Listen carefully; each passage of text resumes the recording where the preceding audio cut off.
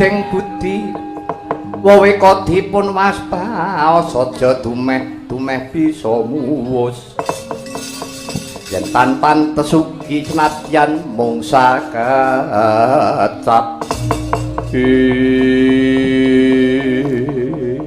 anakku ngger wong bagus anakku wong sikit abiyasa ibu nganti kapang kelawan jeneng sira kula Kanjeng Ibu pangabekti kula katur Ibu. Iya. Pangabektimu wis tak tampa ndadekake lega bungah rasane atiku. Abiyasa wonten timbalan iki ngadhewe. Kanthi karaharjan kisuwanmu nggih. Inggih kasembuh berkah pangestu paduka Kanjeng Prabu Raharja kisuwanmu.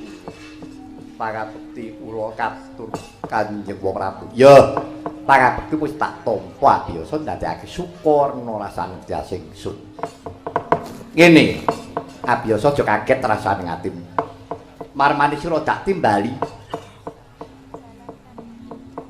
Iki ana babak sing gawe ruwet rentenging negara Ngastina. Karepku mono ingsun bakal lengser ke Prabon. Sing bakal tak jumenengake ratu Kang Masmu Dewabrata nanging mopo dheweke ora gelem jumeneng ratu.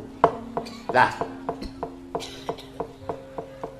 yen pancen Dewabrata ora gelem Kang Masmu Astabrata sing tak jumenengake ratu jalaran ibumu rikala semana nalika bakal tak wengku garwa kuwi duweni panyuwun benjang ingkang lajengaken jumeneng narendra wonten Ngastina anak lah tak kira ki nek anakku sing mijil saka ibumu Durgandini si Astabrata jebul pake ibumu anak kula ki kowe abiyasa nganti ewuhaya ing pambudi rasane atiku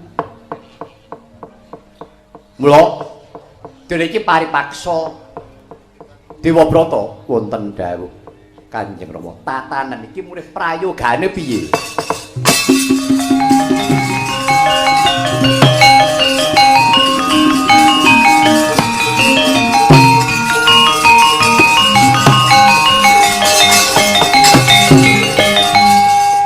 matur Kanjeng Rama. Ya piye?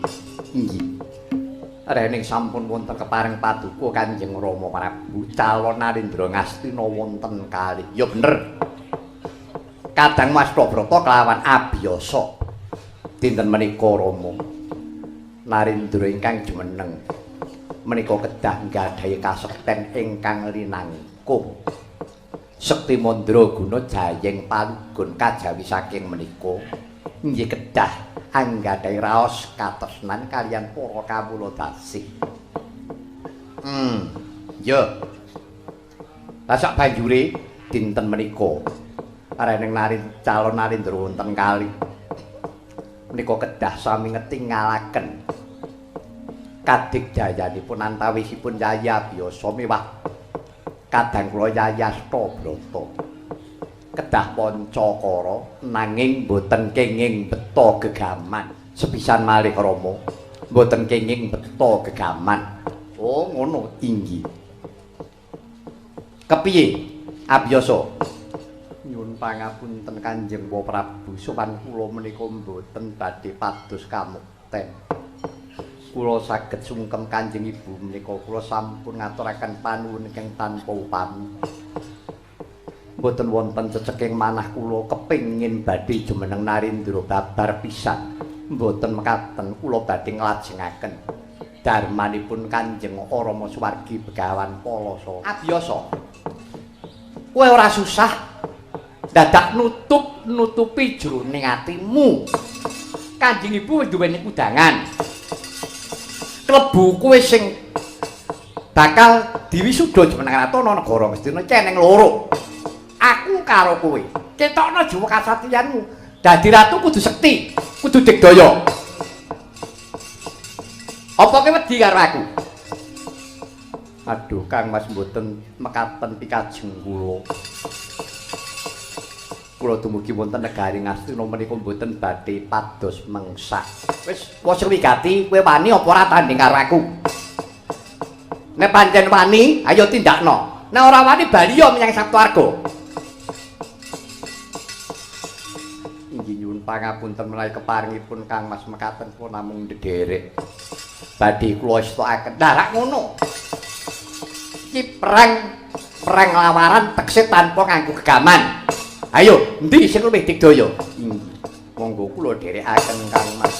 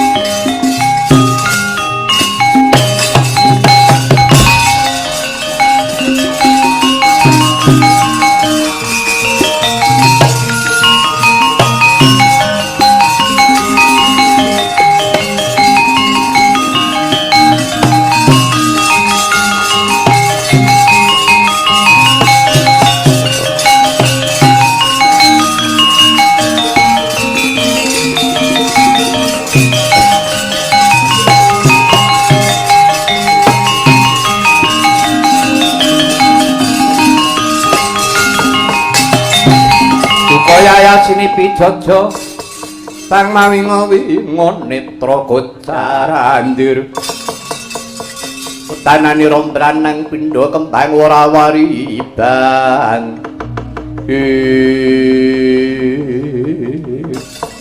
Abyoso dawuh Kang Mas aja tida-tida rasane atimu Anggepen yen tak iki mungsuh bebuyutan Kang Mas mboten pojo-pojo raos manah kula pados mengsah babar pisan mboten monggo Kang Mas keparing paduka ngayomi dhumateng para kawula ngastina dasaripun paduka ingkang darbi wewenang ora susah dadak kowe mejang karo aku wis wigati kowe wani apa ora lah wani tak omahe Dik wani pun mengke nek kalah golek paitan meneh kula sing tanggung jawab kula sing gadah BPKB oh wandamu ya ember menawi keparingipun ngaten kula sumanggat ayo coban negane ngati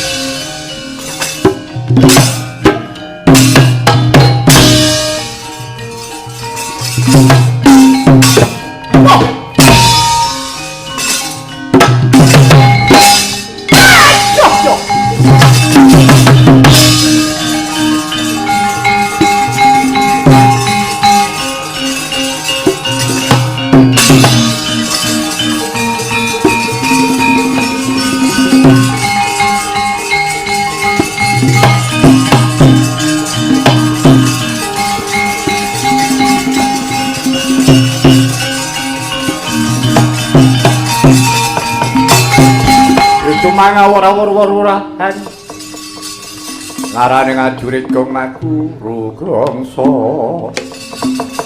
tetek kaya butulo jagat Dewa Bathara jagat pangesnu ora biasa kemewat kaya wong ngregem jimat keparat yo nadyanto wis ana prajanjen ora kena nggawa gegaman nanging mbuh ora idep wong perang kuwi golek menang pirang-pirang cara ditindakake nyoh tampanono pusakaku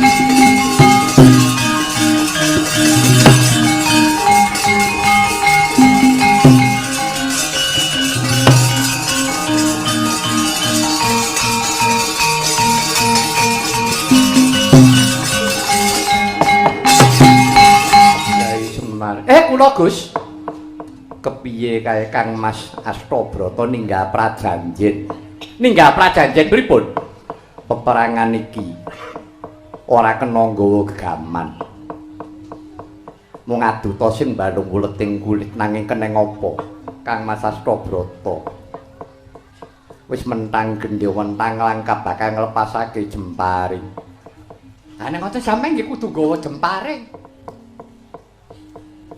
ora dikeparengake nggawa gaman. Ati mbak sampean mati kodhok. Ora pripun? Sing jalari rak mriku mboten sampeyan. Pun dikembari. Bejo menang, bejo kalah. Sampeyan ora miwiti sing miwiti niku Astabrata. Pun. Monggo dikembari mawon.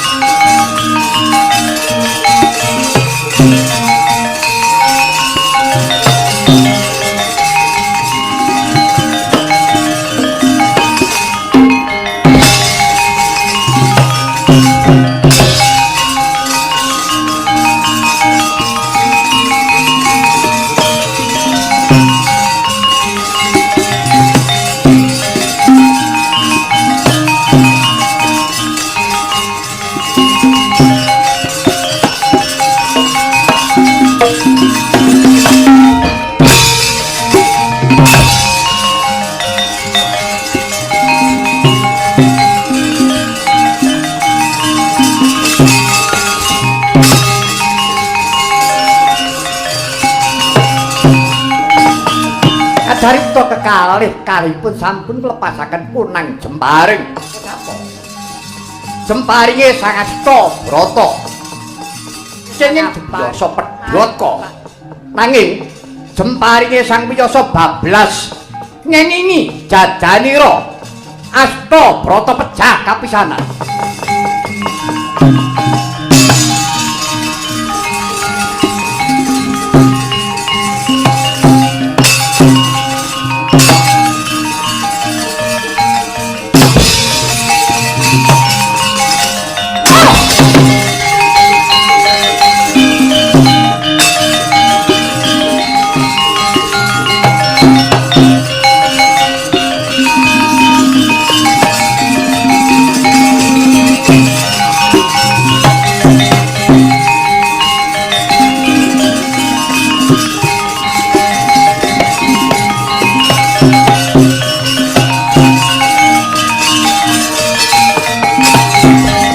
Napa to mirah ingsun prihatin Agung mijil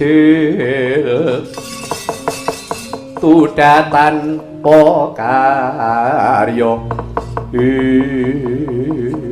Mas daya lepat kula diagung pangaksama paduka Kang Mas pinjenengantos jemparing kula ngengingi panjenenganipun Kang Mas Astabrata ngantos Kang Mas Astabrata gugur temadyaning palagan Kang Mas kula sagah nampi pidana menapa kemawon abiyasa piye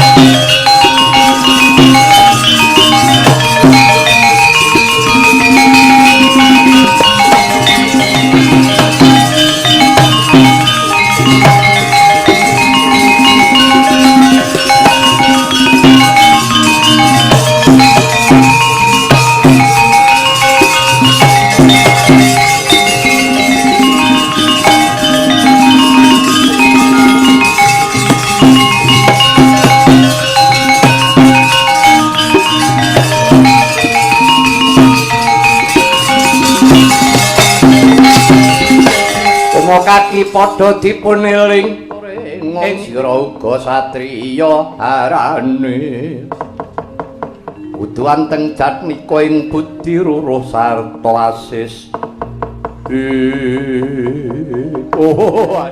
anakku Astabrata jebul kowe ndisi mekaning pati kepriye lakon kok kaya mengkene abiyasa pancen kowe sengadi wis ana gegambaraning atimu kan mateni Kakang Mas Astabrata.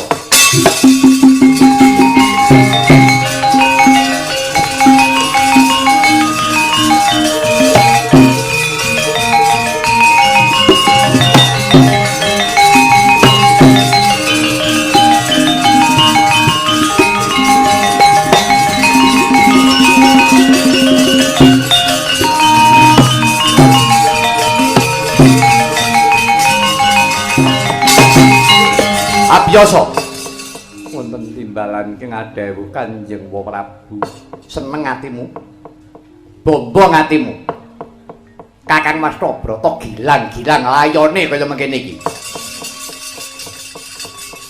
aku ora trima pancen jroning atimu ana gegambaran yen to pancen kowe kepengin ngarah marang patine Kakang Musi Astabrata bapakne sing ora trima aku sing ora trima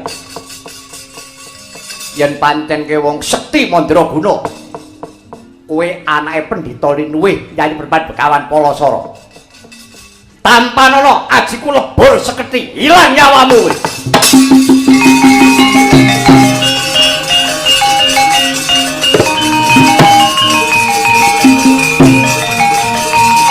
mati dening aku kowe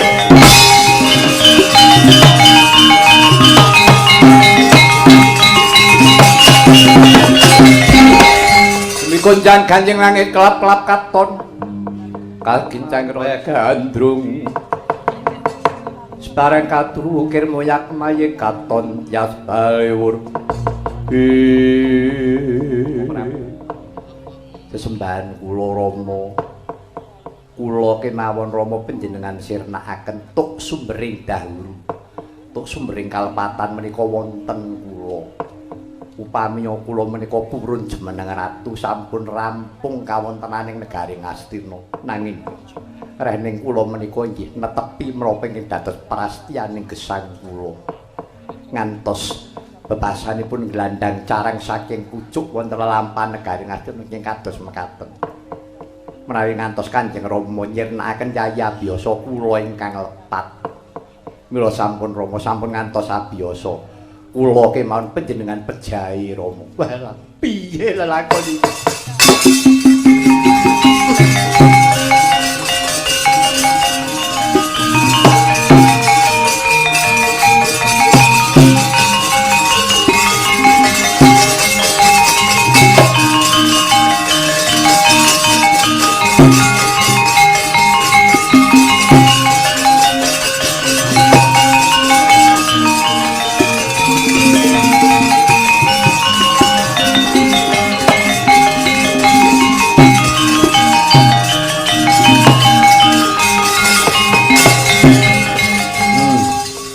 Brata wonten dawuh Rama. Ya. Pun bapa nglenggana marang lalakon iki menawa wis pancen dadi pestine mencenging sejarah taring negara Hastina menawa ya wiwit dina iki. Ya wis abiyasa wonten timbalan ing adhawu Kanjeng Prabu. Jumbuh lawan penyuwune ibumu Sidur Gandini. Rikala semana gegadang kowe sing kudu ngumanteni keprabunan ing Praja Ngastina. Ya saiki tak turuti mongko rikala semana anggonku tresnani marang ibumu. Dewi Durgandini lahir terus batin entuk-entukane lalakon kaya mengkene. Semono uga rikala semana anggonku tresnani kawan ibune Dewabrata Ganggawati ya lahir batin. Entuk-entukane ya mung nelongso jroning atiku. Ya wis, mbok menawa kudu mengkono, abiyasa. Dina iki ya wis tak tetepake. Kowe kang jumeneng ratu ana Praja Ngastina. Aku titip negara Ngastina iki ya ngger ayamana kawula negara Ngastina iki. Kowe jumeneng ratu ana negara Ngastina. Jejuluk Prabu Abiyasa ya Prabu Kresna Dipayana.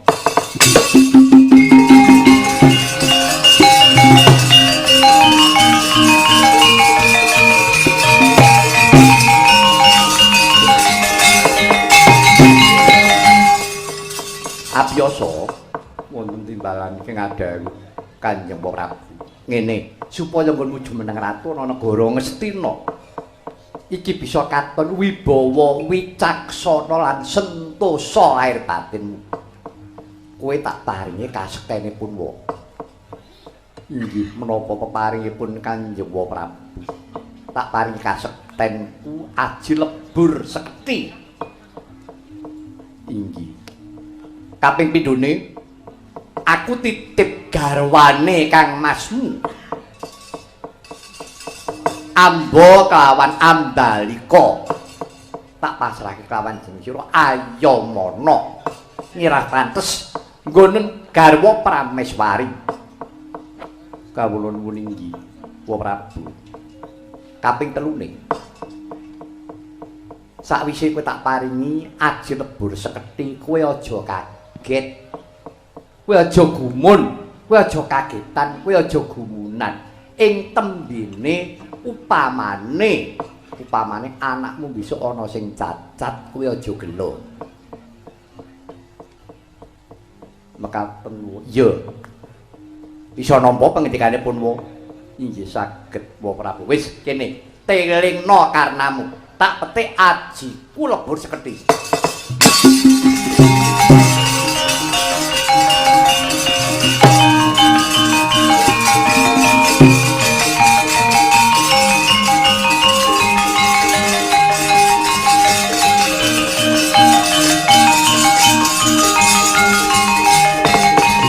Carita sigra kapetik karnanira Sang Wiyasa karna ingkang kanan demeling swarane Mardawa basa basane kadewatan lire Sang Prabu Sentanu Dewa Denira maringaken kasekten aji lebur sekethi tinampi kanthi wening cetha gamblang ana ingkang cicir tan ana kang cewet samendang datan karempit paripurna Denira maringaken kasekten aji lebur sekethi kaya sinendha mayang Prabu Sentanu Dewa Seda Samidaka.